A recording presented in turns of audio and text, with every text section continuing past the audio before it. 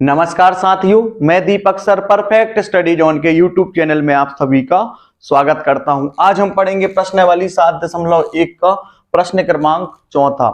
जांच कीजिए कि क्या बिंदु, इसको हमने ए बिंदु मान लेंगे, ये हो जाएगा बी बिंदु और यहां पर आपका हो जाएगा सी बिंदु, एक समद्विबाहु त्रिभुज के शीर्ष है या नहीं। तो सबसे पहले यहां पर समझिए, समद्विबाहु, द्वि का मतलब होता है दो, बाहु का मतलब होता है भुजा और सम का मतलब होता है समान, त्रिभुज के शीर्ष हैं या नहीं। तो यहां पर हमने डायग्राम के माध्यम से आपको समझा देंगे कि ये हो जाएगा A B C. A B C एक त्रिभुज है, इसमें हमको सिद्ध ये करना है कि ये जो त्रिभुज है वो सम द्विबाहु त्रिभुज है या नहीं। तो इसके लिए हमको क्या करना पड़ेगा, इनमें से कोई सी भी जो दो भुजाएं होंगी वो कैसी होनी चाहिए, कोई सी भी जो दो भुजाएं हैं वो एक समान होनी चाहिए। तो यहां पर हम क्या करेंगे, यहां पर हमने माना है कि ए बी और सी, तो यहां पर हम लिखेंगे। तो यहां पर हमने इसको लिख लिया। अब यहां पर समझिए कि अब हम क्या करेंगे। सबसे पहले हम क्या करेंगे, भुजा ए बी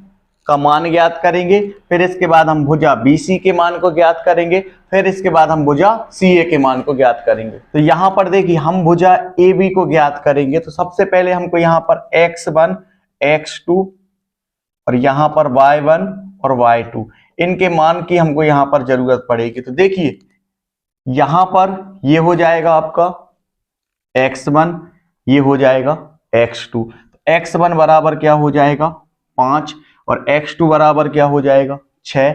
इसी तरीके से ये हो जाएगा आपका y1 जो कि है -2 और ये हो जाएगा आपका y2 जो कि है 4। जब हम AB के बीच की दूरी को ज्ञात करेंगे, क्योंकि दूरी का फॉर्मूला लगा करके हम इसको हल करेंगे, तो जब हम AB के बीच की दूरी को ज्ञात करेंगे तो इसके लिए हम जिस फॉर्मूले का यूज करेंगे उसमें हमको x1 x2 y1 और y2 के मान की हमको जरूरत पड़ेगी। तो यहां पर x1 बराबर होगा 5, x2 बराबर होगा 6, इसी तरीके से y1 बराबर होगा -2 और y2 बराबर होगा 4। अब हम क्या करेंगे, यहां पर फॉर्मूला लगा करके हम इसके मान को रख देंगे। ये होता है आपका फॉर्मूला। तो यहां पर हमने इनके मान रख दिए हैं। x2 जो है वो आपका 6, x1 है आपका 5, यहां पर माइनस का निशान है, माइनस का निशान लगा दिया, यहां बीच में प्लस है तो प्लस लगा दिया। y2 के स्थान पर क्या लिखा है 4, यहां पर ये फॉर्मूले का माइनस है और यहां पर y1 का जो मान है वो है -2। तो यहां पर हमने इनके मान रख दिए हैं। इसके बाद अब हम इसको आगे हल करेंगे। तो यहां पर हम इसको अभी रफ कर देते हैं। AB बराबर, यहां पर बड़ी संख्या जो है वो प्लस की है और प्लस माइनस का होता है माइनस। जब हम 6 में से 5 को घटाएंगे तो यहां पर बचेगा 1 का वर्ग हो जाएगा, प्लस यहां पर सबसे पहले हम क्या करेंगे, छोटे वाले ब्रैकेट को सॉल्व करेंगे। तो यहां पर आ जाएगा 4, माइनस और माइनस का क्या हो जाएगा +2 का होल स्क्वायर। यहां पर AB बराबर 1 का वर्ग होता है 1 प्लस 4 और 2 आपका हो जाएगा 6। तो ये हो जाएगा 6 का वर्ग। आगे हल करते हैं। AB बराबर 1 धन 6 का वर्ग, मतलब 6 गुणित 6, यानी जब हम 6 में 6 का गुणा करेंगे तो हमको प्राप्त हो जाएगा 36। तो AB जो है वो हमको प्राप्त हो गया है कहीं 37। इस तरीके से हमको यहां पर AB प्राप्त हो गया है। AB हमको कितना प्राप्त हो गया है कहीं 37 और यहां पर हम लिखेंगे मात्रक।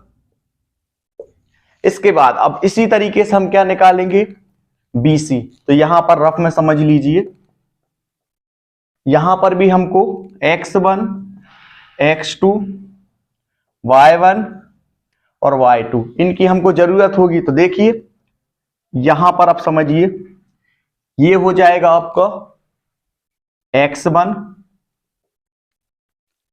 और ये हो जाएगा आपका x2, इसी तरीके से ये हो जाएगा y1 और ये हो जाएगा y2। तो अब हम क्या करेंगे, यहां पर हमने यहां पर AB लिया था, अब हम क्या लेंगे BC। तो BC की बीच की दूरी को हम ज्ञात करेंगे।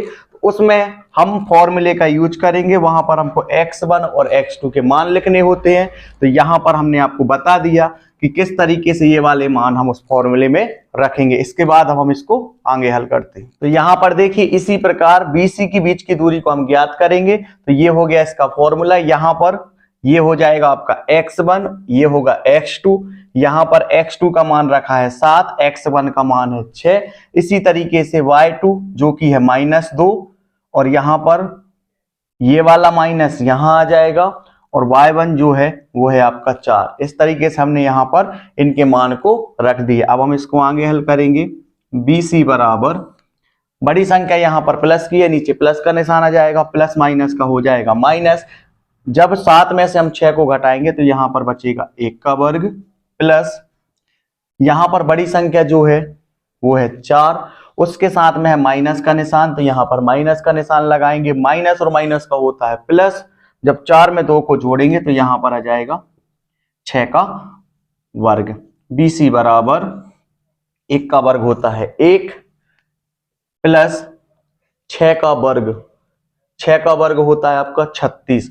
यहां पर देखिए -6 गुणित -6, तो माइनस और माइनस का क्या हो जाएगा प्लस, 6 गुणित 6, तो 6 का वर्ग होगा आपका 36। तो यहां पर BC बराबर, इन दोनों को जब हम आपस में जोड़ेंगे तो हमको प्राप्त हो जाएगा 37